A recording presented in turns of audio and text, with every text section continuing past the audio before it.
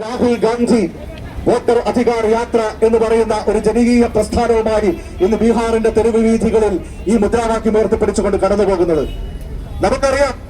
ഒരു ജനാധിപത്യത്തിലെ ഏറ്റവും പരമപവിത്രമായി നമ്മൾ കാണുന്ന ഏറ്റവും വിശ്വാസ്യതയോടുകൂടി നടത്തപ്പെടണമെന്ന് നമ്മൾ ആഗ്രഹിക്കുന്ന ഒന്നാണ് തെരഞ്ഞെടുപ്പ്.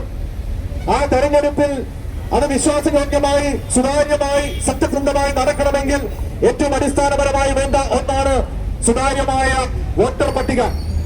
എന്നാൽ ആ വോട്ടർ പട്ടികയിൽ ഗുരുതരമായിട്ടുള്ള ക്രമക്കേടുകളാണ് രാജ്യത്തുടനീളം ഇലക്ഷൻ കമ്മീഷനും BJPയും ഒത്തുചേർന്നുകൊണ്ട് നടത്തിയിരിക്കുന്നത് എന്നുള്ളതിന്റെ വളരെ കൃത്യമായിട്ടുള്ള തെളിവാണ് ഈ രാജ്യത്തിന് മുമ്പിൽ രാജ്യത്തിന്റെ പ്രതിപക്ഷ നേതാവ് ശ്രീ രാഹുൽ ഗാന്ധി വയ്ക്കുന്നത്.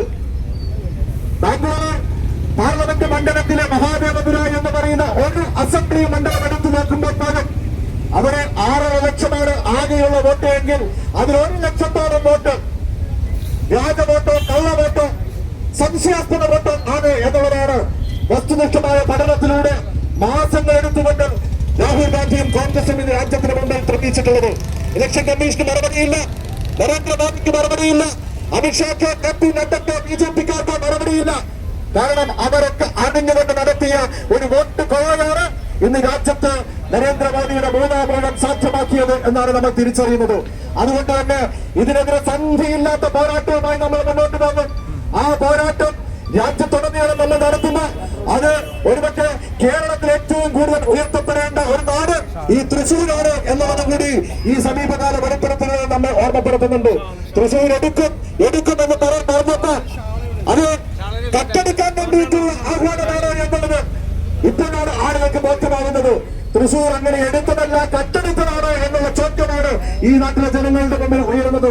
ഈ തൃശ്ശൂരിലെ നഗരത്തിലെ ഒഴിഞ്ഞു കിടക്കുന്ന ഫ്ളാറ്റുകൾ കേന്ദ്രീകരിച്ചുകൊണ്ട് 8ഉം 10ഉം വോട്ടുകൾ ഓരോ ഫ്ളാറ്റിലും ചേർത്തുമോ എന്നുള്ളത് ആ ഫ്ളാറ്റുകളുടെ ഉടമകൾ പോലും ഞങ്ങൾ അറിയാതെയാണ് ഞങ്ങളുടെയൊക്കെ ഫ്ളാറ്റിന്റെ നമ്പറിൽ വോട്ടുകൾ ചേർത്തിട്ടുള്ളത് എന്നുള്ള വെളിപ്പെടുത്തലുകളുമായി കടന്നു വരുമ്പോൾ അവിടെയാണ് തൃശ്ശൂരിലെ ജനവിധിയെ പോലും നമുക്ക് സംശയിക്കേണ്ടതായിട്ട് വരുന്നത്.